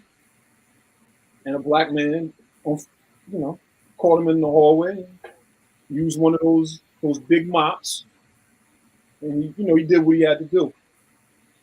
So here's my thing to anybody watching this: the fact that Charles can be having one conversation to us, and then that pops into my brain, and I wrote it down because I was like, this is a part of this is a good example of what we experience here and what we have to live through, and sometimes the thinking that comes out of it, thinking that we should not naturally have to think about. Like when Charles went to the Tops, he should have been able to go up in there and buy some bottled water without thinking, this is all hypothetical, wow, this was a massacre, which once again is aligned with the Tulsas. It's aligned with the Morningside Massacre of Greensboro. It's aligned with what's the name down in Florida? I can't even. It'll come back to me. It's just it's a consistent reminder that not only, as you said, racism exists, but just how it rears its ugly head. Just how it rears its ugly head. When with racism, it's not just the subjugation of individuals; it's the murder and active murder and the active participation of all of us, that's white, black, green, whatever, because for some reason, all of us have not figured out one way or another how to rectify this thing, or at least put barriers up where it doesn't affect the way it does. But we're talking about literally dismantling something, or something would have to be dismantled down to its atoms and put back together again. So when you asked a good question about the 18-year-old, like what could have possibly happened that with less than 1% you reacted the way that you reacted? How did you get to this place? Ultimately, even before he was indoctrinated, everything about our culture makes all of this 100% the culture. If we're gonna call it for what it is, this is the true American experience. This is it. Amen. this is it. This is not anything foreign. I mean, that's why when you look at like the book All God's Children, I always go back to that because it documented all of these different accounts of white men in particular, white men savagely killing black men and women for no reason, sometimes just for pleasure. Just something, you know. And so it's like, so my whole thing is, how do we combat this? Because ultimately, you can't say that I'm not a respectful gentleman. You can't call me a thief. I'm not a murderer. I pay taxes. I mind my business. But just like Charles said, he could have got out of that car that day and, God forbid, been a victim just because he was just going to buy something to drink. Anybody that kills the children and the elders, and I don't think about to kill anybody, but if you got it anywhere in here, wherever it comes from, to kill a child and an elder, that type of savagery needs to be met equally, in my humble opinion. Because yo, you know what's funny, Dev? I'm not saying let's go out. I'm not saying that. I'm just saying, go ahead, Charles, because I'm about to get in trouble again. Nah, yo, you know what is crazy too is, so the next day when I actually went to the baseball game, yo, it was a white dude with his two little sons sitting behind me. And, you know, I got all my Yankee stuff on, and he was like, you know, asking me, you know, like why, you know, how I'm a Yankee fan. And I'm telling him, like, I was like, yo, I'm from New York. You know what I'm saying? I drove up here for the game and everything, stopped in Niagara Falls or whatever, and different things. So he was actually a school teacher. And he was sitting there and he was like, yo, man, you know, I always tell my boys to respect everything. And then he was saying, like, guys, what he said, yo, we was just talking about, you know, respecting people, you know, how they treat you and this and that. And he was like, you know, I keep hearing about the Second Amendment, you know, with in America as far as with the guns and everything. And he was like, but he was like, yo, man, you know, as a teacher in a school, he was like, yo, man, I just can't wrap my head around the amount of students that have lost their lives inside of American classrooms and nothing has been done about that. He was like, yo, I just can't. He said, you know, I don't know, you know, I don't get into all of the Second Amendment thing. You know, I know that's big in America, but he was like, yo, I'm just a teacher. You know, I teach school up here, and he lived like outside of Toronto, and he just was like, yo, I just cannot imagine like our schools being shot up like that, and there's just nothing being done about it. And he was like, you know, American culture is becoming very dangerous, you know. And he was like, he said, because it's like all of y'all are armed and all of y'all feel y'all need to be armed to protect yourself because you feel everybody else is armed. And he said, yo, that's going to be a dangerous society to live in, man. It's going to be a dangerous society to live in where everybody has a gun because they think everybody else has a gun. And it's like, and then a lot of our solutions are to arm more people. You know, like it's like give the teachers the guns and give this, you know, and it's just like I'm not even debating whether that's right or wrong. I'm just saying it's getting to the point where like, yo, you're gonna have a society so armed. Yo, it's gonna be like a shootout at the OK Corral, kid. Like, how long is it gonna be before you end up shot to death in this country? You know what I'm saying? And it's just like, yo, the quality of life, man. And you know, I talk about this, and you know, I always talk about leaving America eventually. You know, like, yo, it's just where's it at this point, man? You know, Well, seriously. if we like you said, if we can't get a Kamala Harris to speak truth in a moment where we're seeing the pushback of change, because you know the whole notion of a replacement theory, that's another pushback to a more uniform world. That's all it is. And it's also white fear. It's also, you know, sometimes white men in particular thinking, oh, you know, we're we're going to be outnumbered, and we're going. Nobody's thinking about y'all like that, man. The world is not going after you all like that. You know what I'm saying? It's just not. It's just not what happens. But all of these different pushbacks from their end, we're trying to do it from a legislative perspective. We're trying to do it by being, good stewards and being good fathers and good role models. They're doing it with the guns. So I don't know. I mean, listen, he's safe out there, and I'm just on it like that. I'm not changing that tone because I have seen firsthand how racism kills. Yeah. And I'm reading right here, Mike, the killing of black people happens within the culture as well, and it's these young bulls doing it recently in the Bronx, New York, and in Jersey City. So many black on black murders. So let me say something, okay? And you're gonna not like what I'm about to say, but I'm gonna say it anyway. We ain't talking about that right now, and it's nothing personal. But every time we try to deal with racism, we can get this sidebar conversation. It happens on Facebook. It happens in my text messages. And I'm like, trust me, as an individual who has been in those streets, who has actively worked with gangs, actively worked in hoods all up and down the East Coast, I know what the work is to try to stop black on black, whatever that means, violence, which is American violence. But we're talking about violence, which is the same, but two different things with two different root causes, which needs two different diagnoses and two different, it's the same as far as the death and the violence, but it's not the same as far as how you deal with it and treat it. And I think sometimes it's a distraction, nothing personal, when we're dealing with racism, and in every single conversation, somebody black says, well, and somebody white sometimes too. Y'all killing each other in your community. Nobody want to hear that right now. We don't want to hear that. We know what goes on in our community, same way we know what goes on in white people's communities and Asian communities, and everybody's killing as far as proximity murders. That's what it boils down to.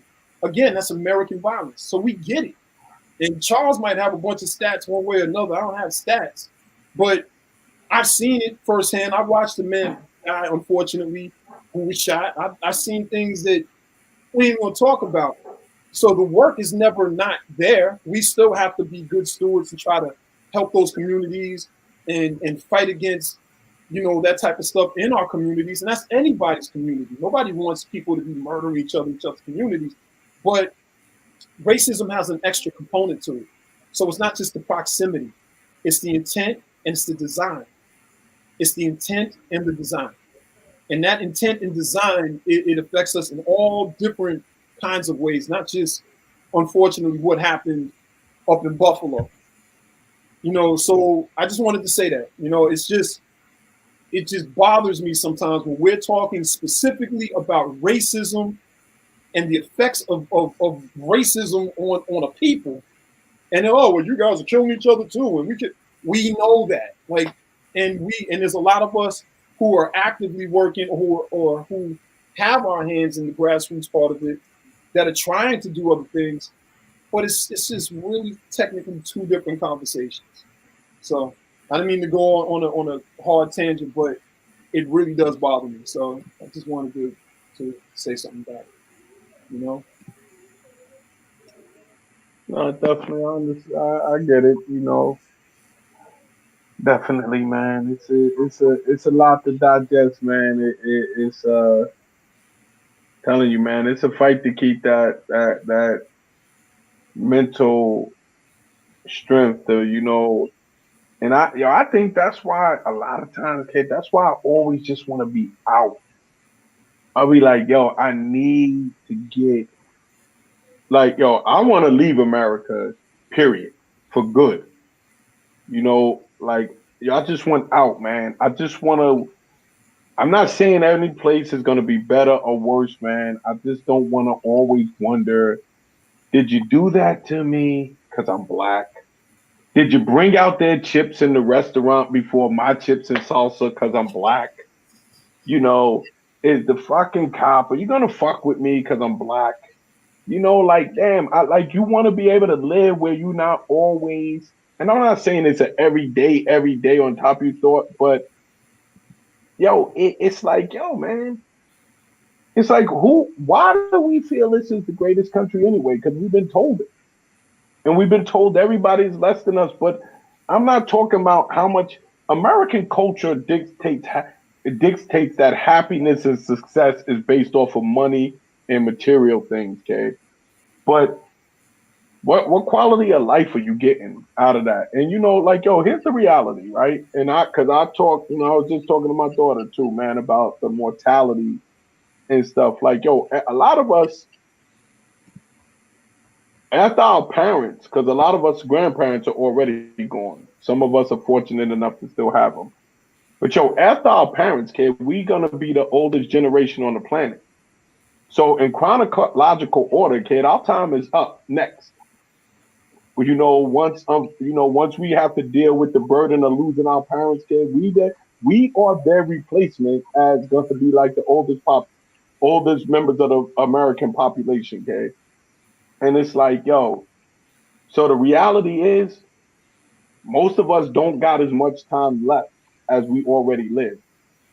And yo, so at this point, it ain't even about the acquisition of items and material things, kid. It's like, yo, what type of life am I gonna create for myself the rest of the way out, kid? What quality of life am I actively gonna try to pursue for myself? And yo, when I retire in a couple of years, yo, I'm going, kid.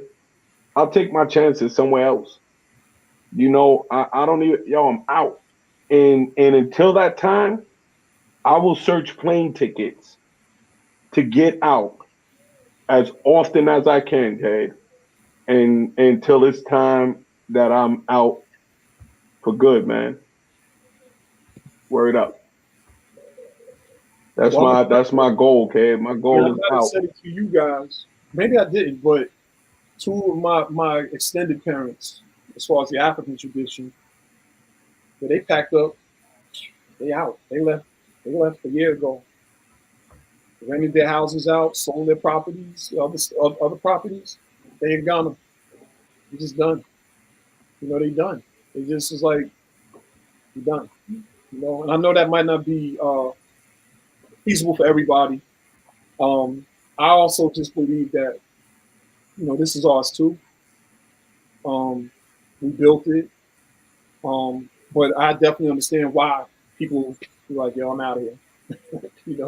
I'm out of here. You know.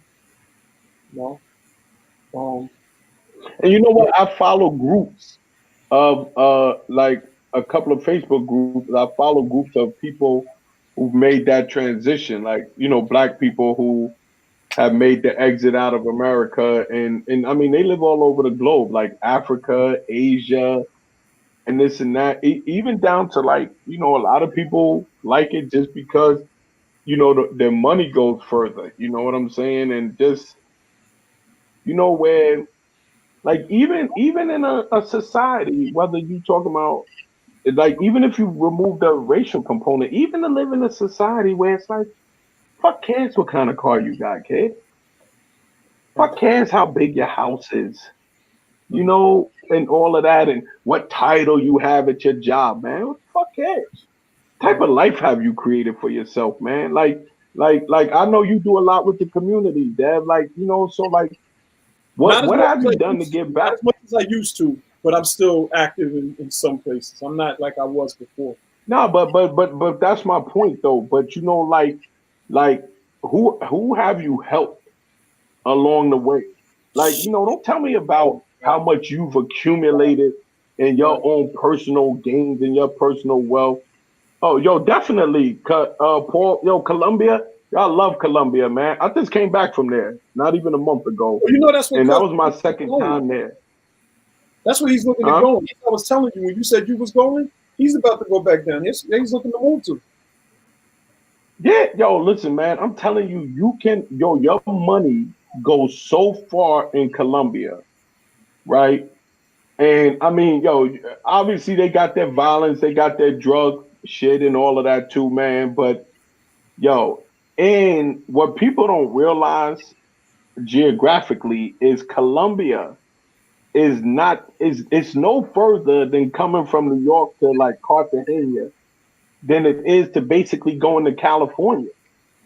You know, and yo, I timed it.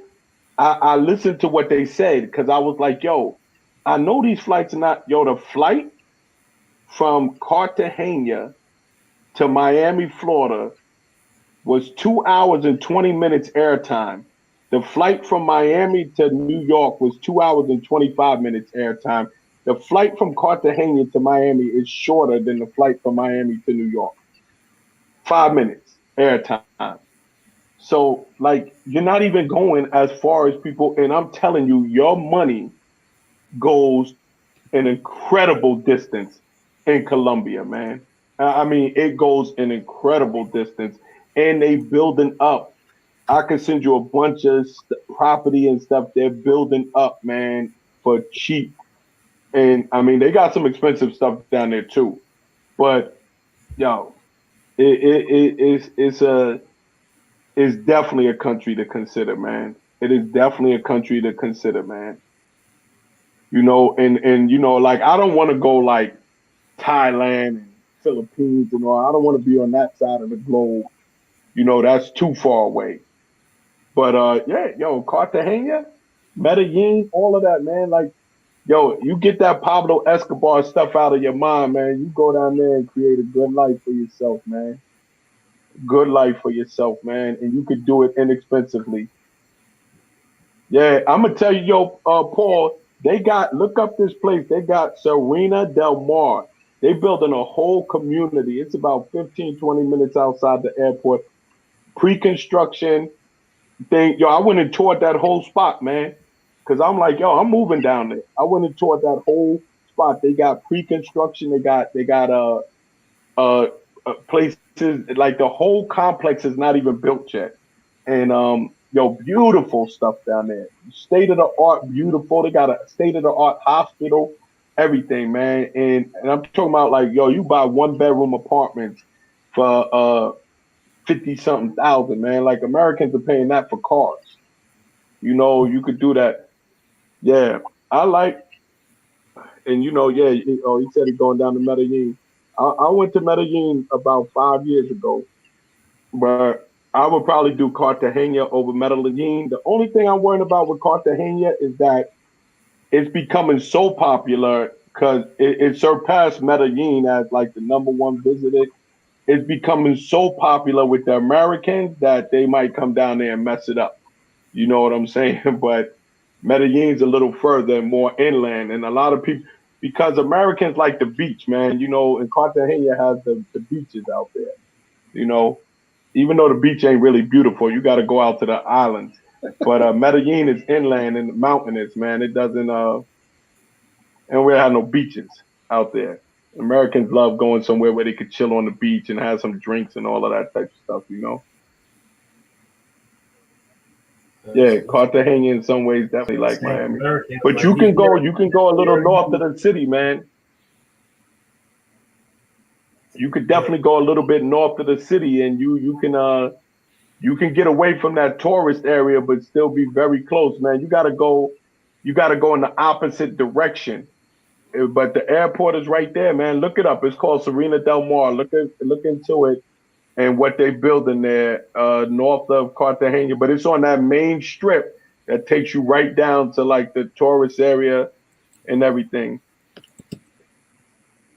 Gentlemen, it's cool. Definitely a place to consider. Gentlemen. We have surpassed our time by 17 minutes, and we are chilling. And we ain't have no more quack talk, and we ain't talking no geeses and no gooses. We've had a spirited conversation, and you know, before Mike, you know, reminds me like, man, don't leave us out here. I mean, I'm joking. The conversation is definitely lifted from what it was before. But you know, we do gotta sort of shut this thing down. So, if anything, we just shout out, you know, the people who joined us tonight. You know, really quick. And then any last words that you guys might want to say. We had Tracy up in there. Tracy, you know I love you. Don't be mad at me. But you do be taking shots. I'm messing with you, Tracy. I'm messing with you. Don't let. No more quack. No. Don't Tracy. Crack some more. Huh? Yo, Mike, hit that quack for us one time.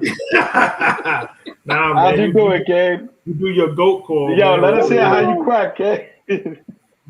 Yo, Mike, before we go, listen. You gotta tell us the story with a little bit more animation. Yo, there you go, Tempest.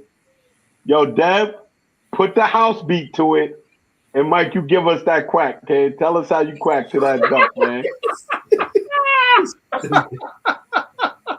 Yo, like the quack goat remix, like. Oh my goodness, that would be sort of. Yo, quack, quack, quack, quack, quack, quack, quack, quack, quack, quack, quack. Hit it, Dad. Come on, get the VK. Mike, you hit the quack. I got the bag. This is what I'll do for Mike, because Mike was trying to say house music. Doom, yeah, this is the fault for Mike. So we'll do that for Mike. Peace, y'all. Peace, y'all.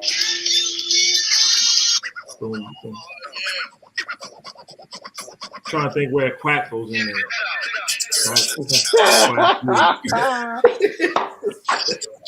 It's the quack, Mike. Come on, man. I did. I feel like I want to hear how you did it, quack. Yo, turn this off, man. This is all in public.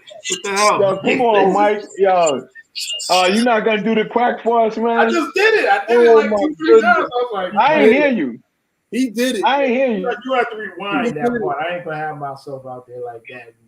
Quack, Nah, come on, do it, yo. quack, quack, quack. Mike, you hit that. All right, yo. So anybody who signed in late again, that stupid nonsense came up from Charles trying to talk to a goat before Thanksgiving. You know, he was, what the hell? So Okay.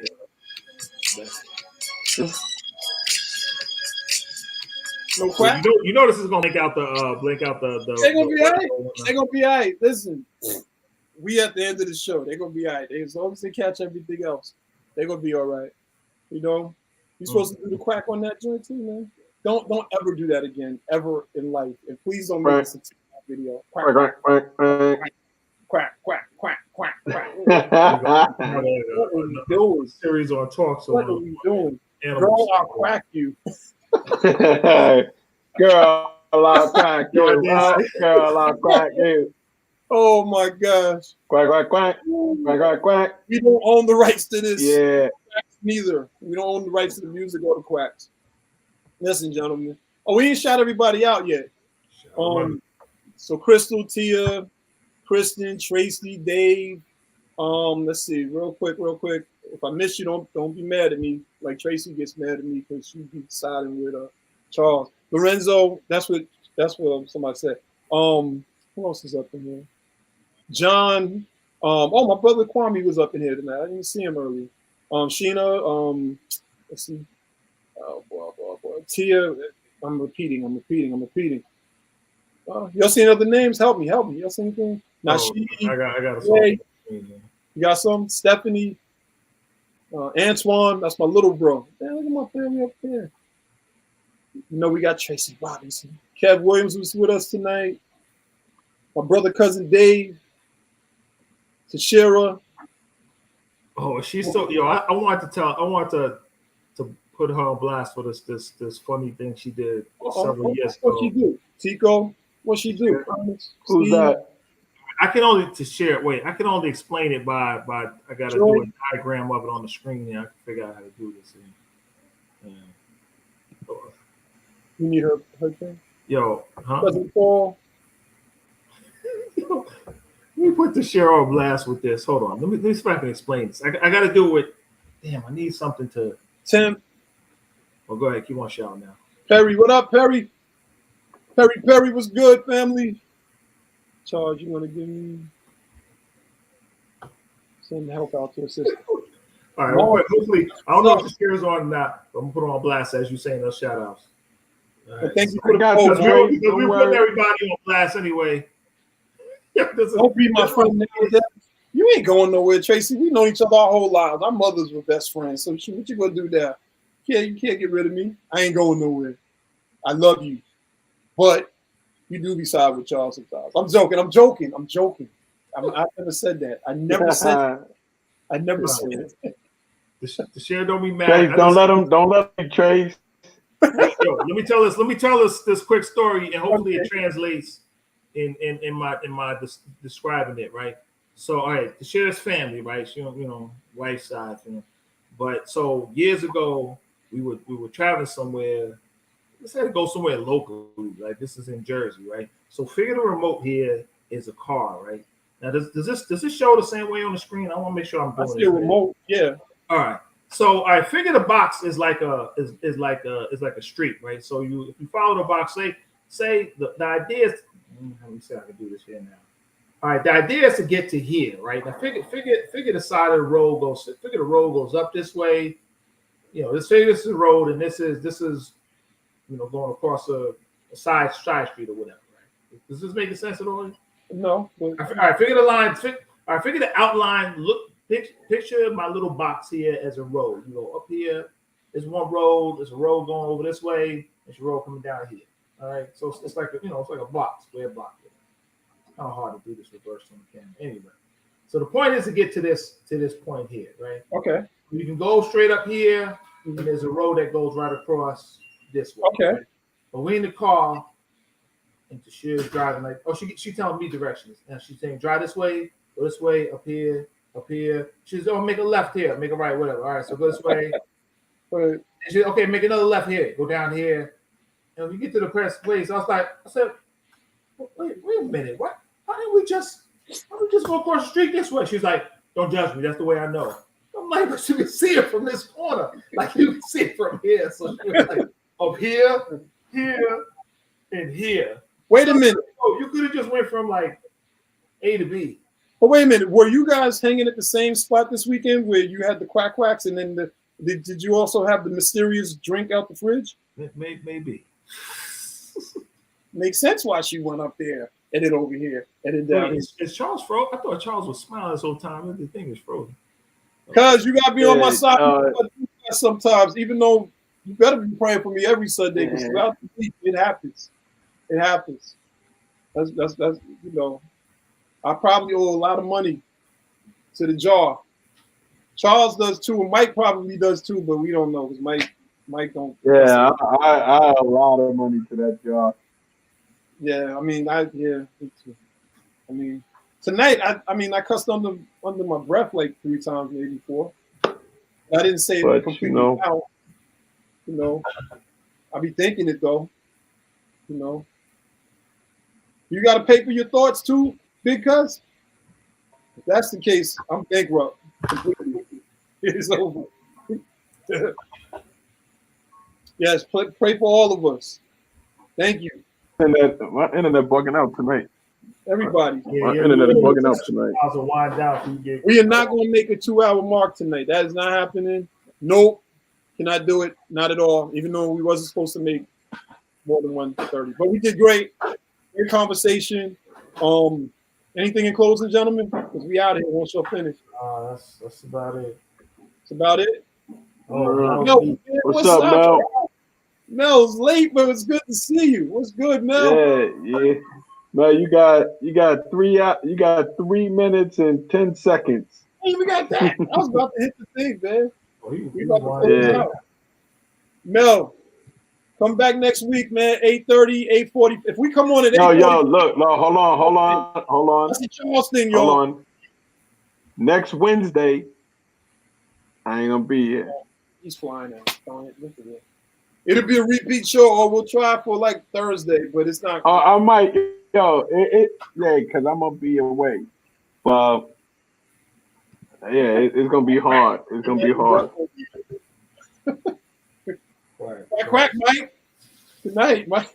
Nah, but you and Mike could go ahead and we don't do that. I'll try to tune in. We don't do that. You're not gonna come on if you do. So, yeah, next Wednesday. Now all next week. Yo, what country is Charles at? Mel's funny. Yo, not yet, Mel. Saturday. I'm hitting that airport on Saturday. But yeah. I'm gonna be away, kid, all next week. So I'm not I ain't gonna be able to We are do it. not making the 2 hour mark, guys. I'm about to hit this thing. It's just for me. I was about to get Sort of like a moment right now. Yeah. Much Go love ahead and and shut it down. go and shut it down. Thanks for joining us. And Thank you, come back everyone. in 2 weeks. We'll have a repeat show next week. Talk, All Charles. right.